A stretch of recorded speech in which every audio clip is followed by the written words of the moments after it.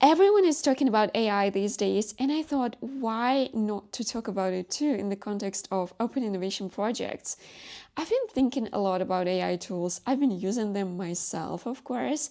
I've been watching and reading opinions of different experts, and I think I have something to say about using AI tools in collaborative innovation projects. I'll talk about where in the process I think they can be helpful.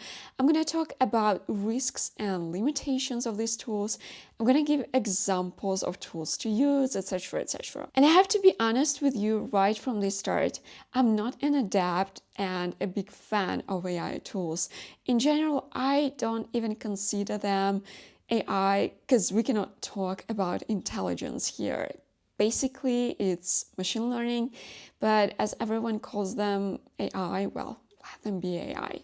Though I do believe, of course, there are certain tasks they could help with, and yes, we have such tasks in open innovation projects. I also think that this video might be actually useful not only in the context of open innovation, but for innovation and R&D activities in general.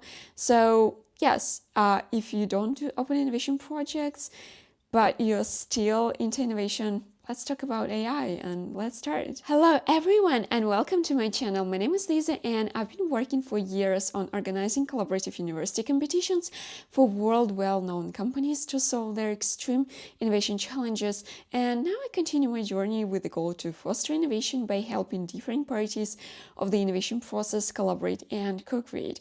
On this channel, I explore collaboration projects for innovation management, share my experience in managing these projects and processes, and uncover strategies for making collaboration efforts more effective. And first of all, in order to really understand how we can use current AI tools for our innovation projects, I think it is really important to understand what generative AI actually is. These days, we are talking mostly about generative AI tools, and understanding what they are will also help us see their limitations. So generative AI is basically a category of artificial intelligence that can create new content. It can generate text, it can generate images, videos, music, not only to analyze the data it is given, but also create something new out of this data. Of course, in order to generate something new, it needs information to build on. How does it work? Well, most of these systems are based on transformer neural networks, like the GPT models we often talk about. This is a specific architecture that allows the machine to kinda learn.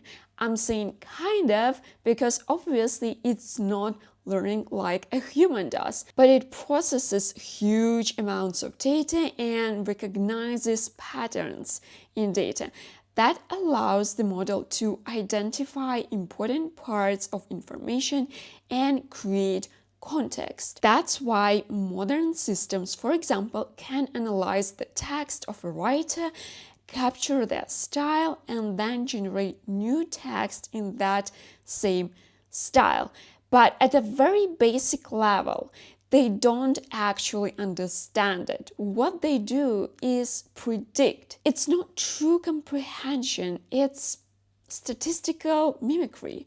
These systems predict the next word in a sentence based on all the information they've seen before. They analyze it statistically. This word should likely come after that word. So that's how they work. They don't understand the meaning of words. To them, words are just kind of tokens. Not kind of, they are actually tokens. So for example, when a human sees a tomato, when you see a tomato, you understand what a tomato is. You can imagine its color, taste, texture. For the machine, tomato is just a token, an abstract symbol with no connection to how it looks or tastes. AI does not understand meaning like humans do.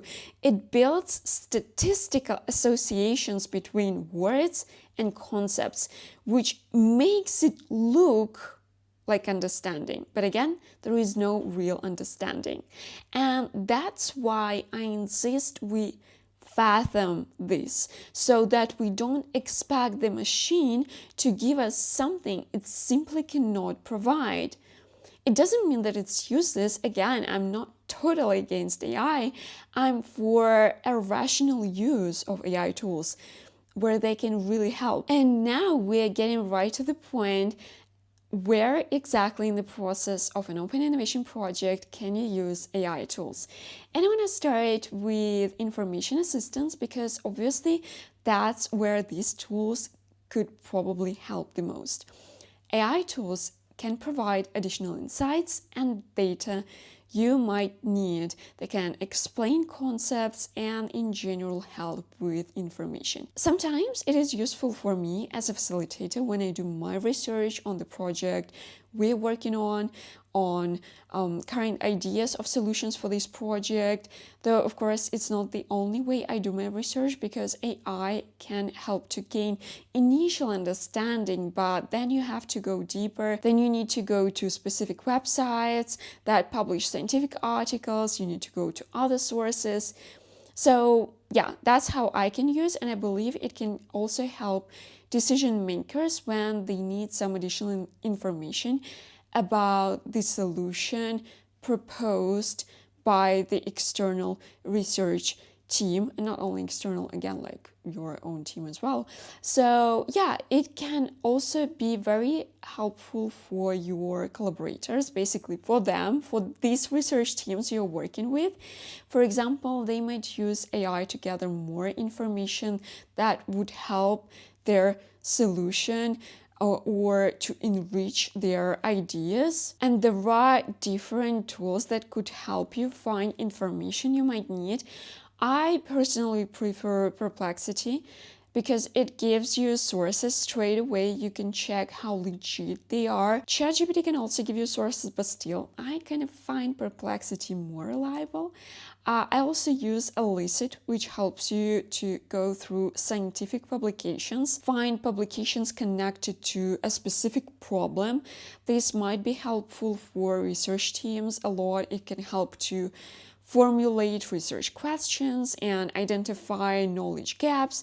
It might also be useful for quick assessment of research fields and hypothesis generation. There's also a tool that is called ScienceOS, and you can also ask science-related questions and get answers from scientific publications. So I believe that along with Elicit, this tool might be very useful for researchers and you as well as a decision maker. Also, if we are not talking about existing tools, I believe another way of using AI for an open innovation project might be creating a simple chatbot that might have all the information about the project in one place, and it might help your collaboration partners get answers to their questions. For example, they are not sure about particular steps of your product manufacturing, and they can just ask this chatbot about it. So this tool will have the information that is only related to this specific project. Moreover, it is really important that you will have control over the information this chatbot gives. And I think it might be really important. But yeah, you would need to involve your IT department. Then, if we are talking about information assistance, it's not only about enriching information, but also about creating overviews. Innovation projects, you always have to deal with huge amount of information, and sometimes you just need a quick way to digest it. So you can basically give your AI tool a presentation or a report and ask it to highlight main points from it. Now, I wouldn't recommend relying on AI for final decisions. I recommend you to read full reports, go for details, don't skip it no matter how much you want it. Don't replace one with the other. always read the original material when making decisions. But for a brief overview, it can be great. Sometimes you might need to refresh different research team solutions in your memory before a meeting, for example. And another thing that you can do with AI is preparing meeting notes. I had a lot of struggle with this in the past. I remember trying IBM Watson for transcribing speech into text, but then you still had to do a lot of manual work. And yeah, now it's much easier. You can ask AI tools to make text readable and understandable and showcase the main points of the meeting. Now, the next point and the next suggestion on how you can use AI tools is to review solutions and ideas proposed by your collaboration partners. So imagine you're conducting a hackathon or even a longer open innovation project with universities or corporate partners, and you need to evaluate their solutions and ideas they propose. You might use AI tools for this as well. Here is how it could work. You already have a list of criteria for the final solution you're looking for. You can assign different weights to each other and then ask the AI tool to evaluate the solutions according to these criteria. It can give you a kind of a final score for each solution, showing which ones perform better or worse and how all of the solutions compare against all the criteria. Maybe there is a clear winner, maybe not. Again, one important point, I would not recommend doing this before you do your own evaluation. First, evaluate the solutions yourself, the way you see them. If it's a team decision, your team members should do the same. Then you can use AI as a cross-check, a sort of an extra team member to give you another perspective.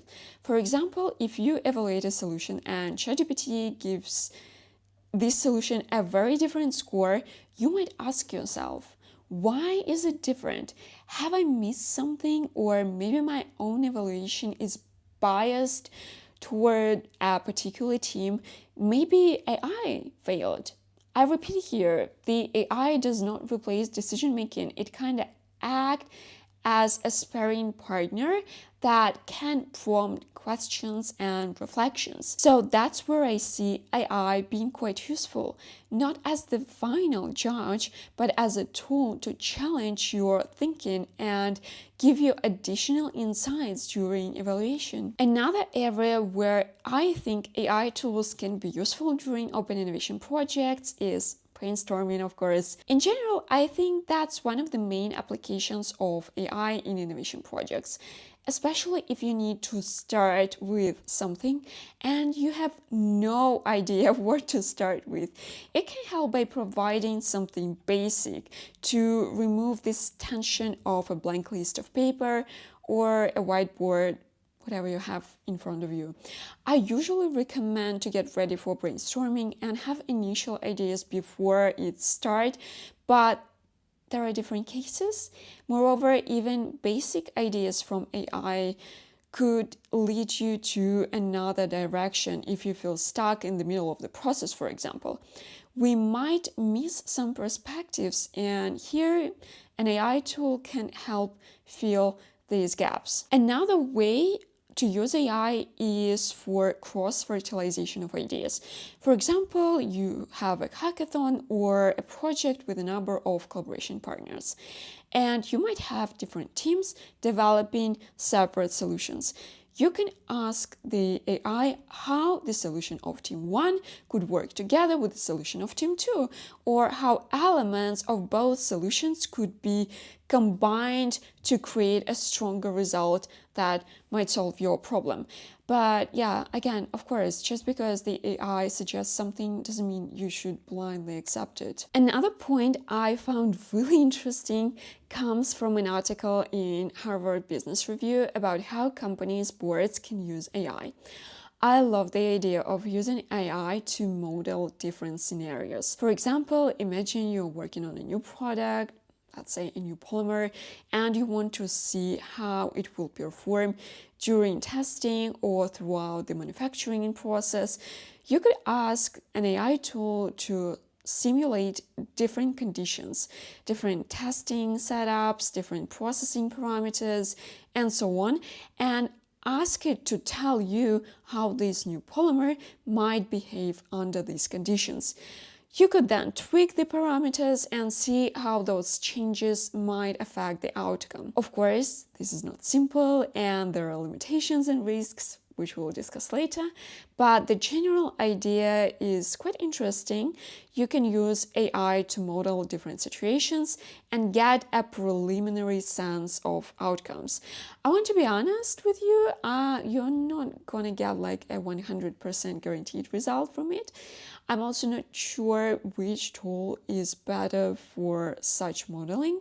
It won't replace actual testing, but as a conceptual tool, it can give you insights and help you think through different possibilities that you might not have considered otherwise. Or you might see some, I don't know, like parameters or conditions that you haven't thought would actually influence the outcome that much. Ask AI to be your opponent. That's another way you might use AI in collaborative research projects. That's something a company's expert, a decision maker can use when they contemplate coming solutions. This can be used by your external collaborators, university teams, etc. Whenever you need to make a decision, whenever you think about some information you are giving or should give to someone, whenever you work with information in general, you can ask an AI tool to be your opponent and provide some criticism, controversial opinions. You can ask this tool to ask you questions, etc. I use it myself when I work on my content. The biggest issue here is that the machine does not understand you. So you really need to take it with a grain of salt. Like when I ask ChatGPT to show me logical inconsistencies in my text, it might highlight points that are actually okay or skip really inconsistent ones. But yeah, it still helps a bit, and again, it can provide you additional ideas you haven't considered. I also checked for some tools that can help scientists with their concepts, more specific tools focused on a particular area of research that could help with testing, modeling, etc. And yeah, there aren't many these days, unfortunately. And honestly, I'd rather see developments in this area than in the area of generating strange videos and pictures. But yeah, we've got what we've got. There is AlphaFold from Google for biologists about proteins. It can predict protein structures, which helps to understand what individual proteins do and how they interact with other molecules. There are some tools that help with drug discovery, like Benevolent AI, Recursion. They help to work on drugs for conditions like aggressive cancers and rare diseases.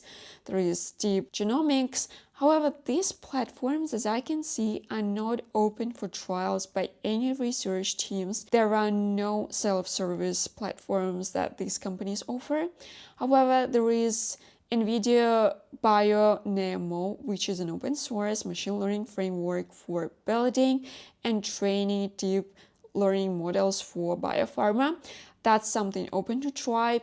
From NVIDIA, we also have NVIDIA Physics Nemo, which is an open source Python framework for building, training, and fine-tuning physics AI models at scale. So something for physicists here. And there is also Orca by Max Planck Institute, which is focused on quantum chemistry with specific emphasis on spectroscopic properties of open shell molecules. And yeah, one more point on how you can use AI tools. They can of course help you with presentations, reports, and data visualization. Presenting information during meetings, writing reports is a part of any collaborative innovation project. So that's where you can also get help from AI tools, because Yeah, it takes a lot of work to prepare these documents, and all this bureaucracy is quite boring. So you can look for AI tools to help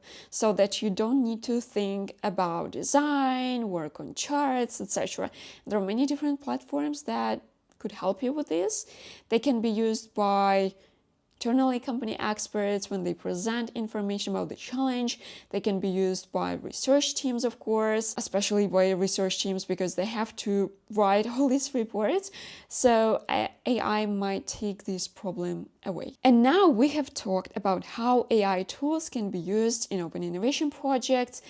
And by the way, if you have your own suggestions and ideas, please feel free to leave them in the comment section below. Let's discuss those. But I also want to talk about risks of using AI tools and their limitations because they exist and yeah, we should be aware of them. The very first point I should mention here is, of course, the question of security. The problem with publicly available AI tools is how safe your data is, how secure it is, and how much you can trust that these tools won't use your information to train their model. Because they will use it, of course. Like, companies will use it. That's why these companies are so interested in attracting more people to use their tools. Obviously, that's not what you are going to be happy about. An area of innovation is extremely sensitive. Open innovation projects have enough security risks of information leaks. AI tools open another door for these leaks to appear, so you have to be very, very cautious. Nobody wants their competitors to know what they're working on, what they're focused on when it comes to innovation projects. And even if training based on your information is fine for you, just remember this recent case when ChatGPT chats that people shared with others were open for Google indexing, and everyone could see those chats in Google search. Imagine one of your collaboration partners or even you sharing one of the chats where you contemplate ideas for the new material you're working on. And this information goes public. Pretty bad, isn't it? There are options for internal use. Of course, that's what companies with AI platforms, that's what they offer. I honestly don't believe they're super secure, but whatever, like, I'm not an expert here.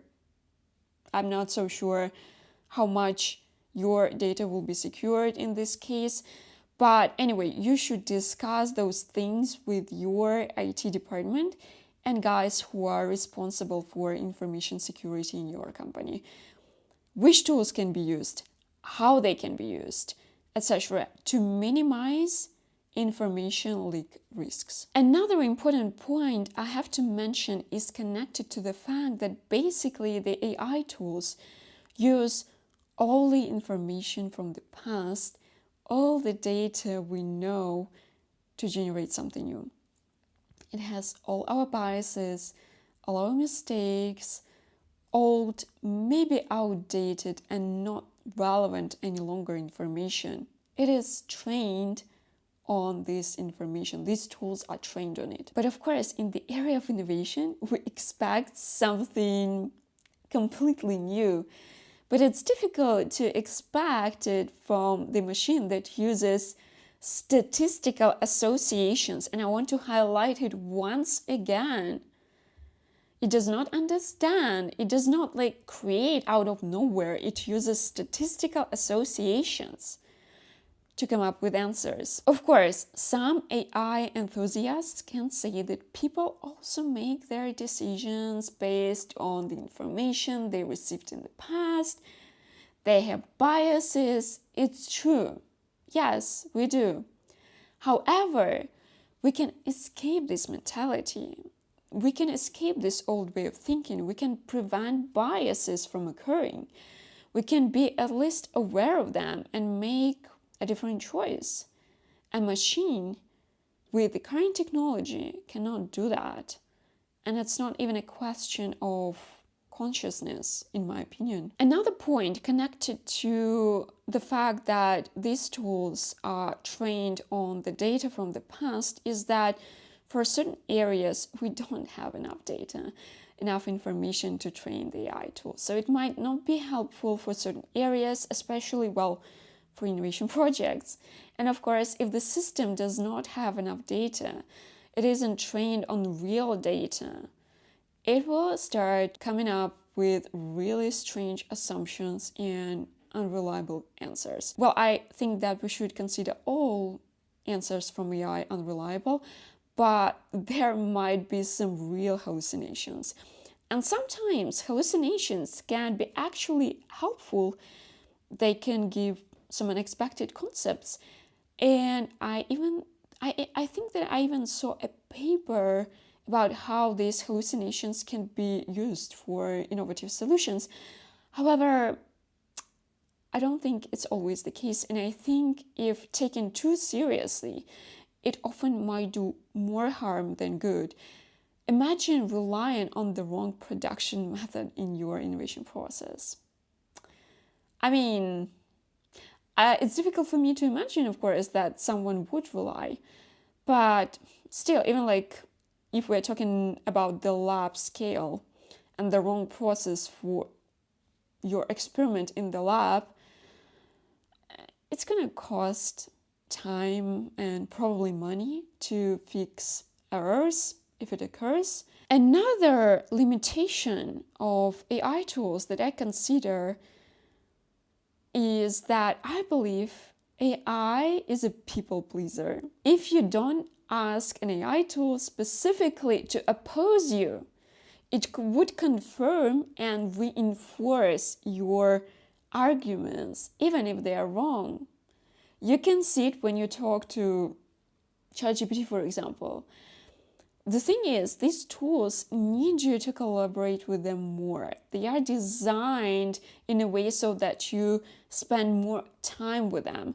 And of course, it is more pleasant, it is more likely that you're going to spend more time with the tool if this tool is going to accept your ideas and tell you how wonderful they are, how amazing they are, what a smart person you are, And this is the problem. If you are looking for the truth and not confirmation of your assumptions, which might be wrong. So you have to constantly remind the tool you're working with to oppose you if you're looking for different perspectives, of course. And the last point I want to mention here is that I consider AI tools dangerous. Not because of AGI, not because it will take our jobs or whatever. No, the main problem with AI, in my opinion, is that it's so tempting to let go of your own thinking, become lazy and fully rely on it. It can help with decision making. So it's so easy to fall for the tools, answers, and forget to check solutions provided by your collaborators, read their full reports and presentations, because why would you do that if the tool provided you with the answer? And this is the worst thing that you can do to yourself in the first place, not even to your business or the project. Switching off your mind, forgetting how to process information, how to analyze it, how to come up with your own conclusions. You are missing a lot of important information if you fully rely on overviews from AI tools when they sum up a report or a presentation for you. You miss a lot of points in the text that can make you curious and make you ask new questions and build up ideas. And we see how quickly we can lose our focus with social media. I'm talking about it as a representative of millennials because I remember how easy it was to read a book when I was a child and how difficult it became for me now. So I have to rebuild this focus now. And honestly, I don't want to let go of thinking. I had to let go of my focus. I don't want to let go of thinking. And I hope that people also don't want to do that, and they will not fully rely on thinking of AI tools. And especially when you do it during an innovation project, relying on the machine, which doesn't even have enough data to give you reliable answers. Because again, we're talking about innovation projects where you create something new. I don't think relying on the machine in this case is good, neither for you nor for a project you conduct. I think that AI can be an additional tool for making you think, but it should never replace your own thinking process, neither in open innovation projects nor anywhere else. In general, the current AI technology, or rather machine learning technology, is quite limited in my opinion. There should be something different if we want to see a big difference for tasks that require intellectual power. I was watching a video interview with Jan LeCun, AI scientist at Meta, and he mentioned that one of the important things is that this current technology cannot get visual, sensual information and experience this world the way we humans do. Until we can teach the machine to get this type of information, it's quite impossible to expect it to replace a human. And again, I want to mention it again. The main threat of current AI technology, in my opinion, is not AGI. It is replacing our own thinking process with it, trusting it too much where we shouldn't. But yeah, I'm an optimist. I think we will be fine. So yeah, I hope this video was useful. Again, if you have any ideas on how else you can use AI tools in open innovation projects or just innovation projects, please feel free to share them in the comment section below. I'm very curious to read your suggestions, and yeah, I wish you good luck with your innovation projects. Hope to see you next time and wish you a good one. Bye!